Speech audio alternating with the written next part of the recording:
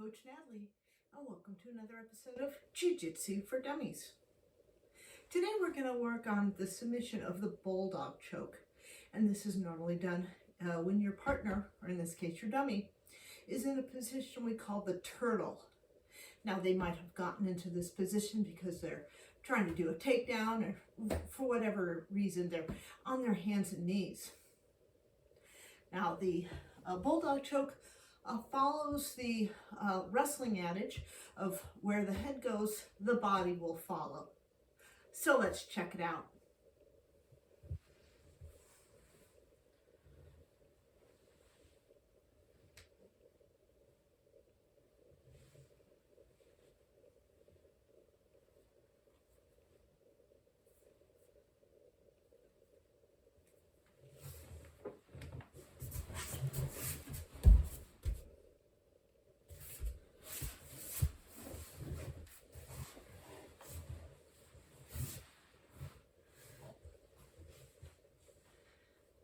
Bulldog choke is kind of goes against the well-known saying of position before submission, and that means, and usually in jiu-jitsu, that you want to control someone before you try to submit them.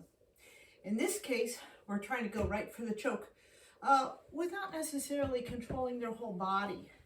And so what's going to be really important is for us to really be able to control the person so that they can't get behind us and get our back.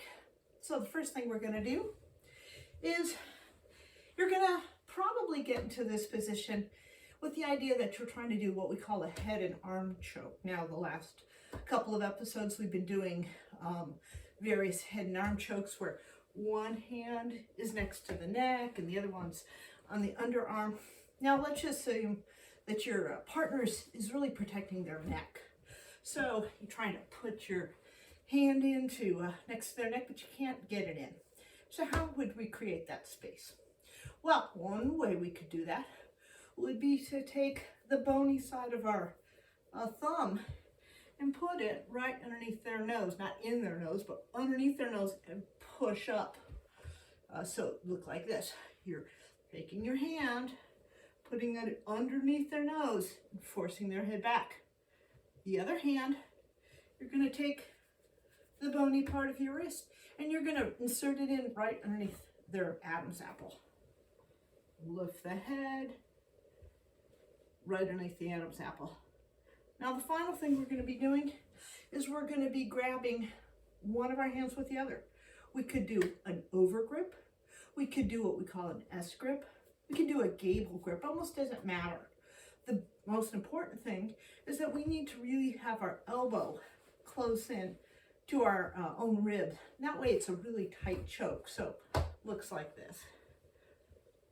Insert, grab, either a over grip, gable grip, S grip, whatever you're doing, elbow close to your rib. Now, underarm on the back of their head. This is really important, on the back of their neck. You're now going to bring your hips over in front of you.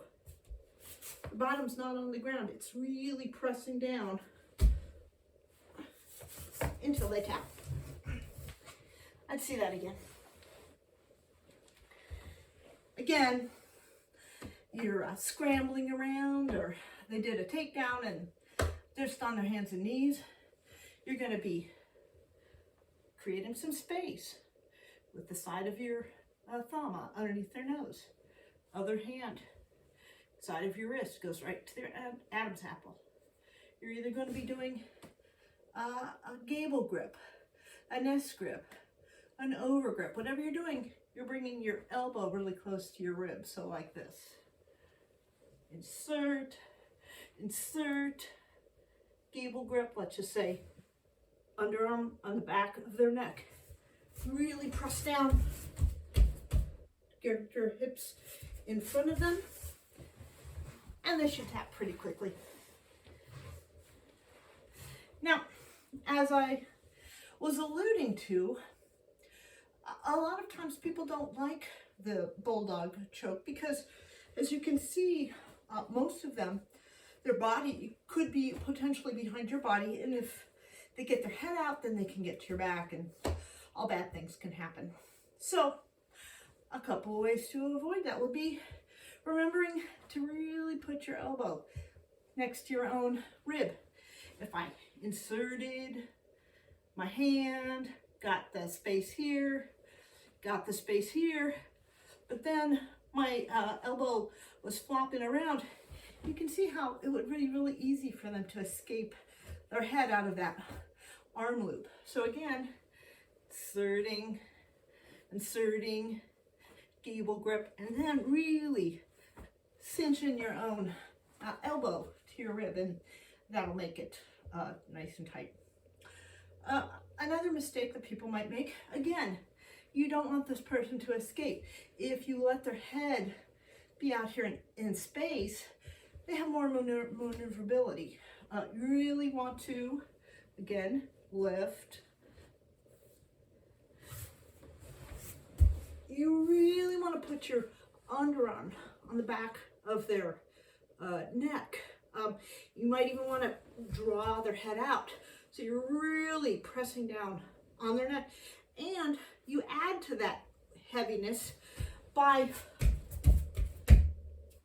bringing your legs out in front of you,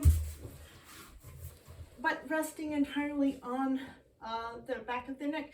You don't want to put your bottom on the floor. You just want to walk yourself out on your feet, and of course resting on their neck. So that might be some of the ways that you could really avoid them getting out. The last mistake would be you really need this choke depends on you getting underneath their chin. Now, for some reason, you don't want to stick your hand underneath their nose.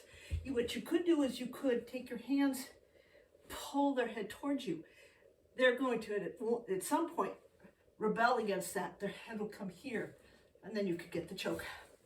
Now, it's not illegal to put your hands underneath their nose. Now, it is illegal to put your hands in their nostrils or in their mouth. We would call that fish hooking, and that would be illegal in most tournaments. And if it was a self-defense situation, of course, they could always bite your fingers, so that wouldn't be a good thing. But there's nothing illegal about putting your hands under their nose. So let's look at the whole move again. They're in the turtle position, or maybe trying to do another choke, a head and arm choke, hand near the neck and near the underarm, but for some reason, they're protecting their neck really well. So you go, I gotta create some space. Lift up, lift. Secure the hands in some way. Really tighten that elbow. Lean on them. Forward. And the tap. Now, if you'd like to see the Bulldog choke in action, check out UFC 181. A guy named Uriah Faber and a woman named Raquel Pennington both ended their fights using this very move. So check it out. I appreciate you joining me for another episode of Jiu Jitsu for Dummies. I have a Facebook page, Natalie with some Jiu Jitsu. Reach out to me, suggest a move. And thank you again for joining me for another episode of Jiu Jitsu for Dummies.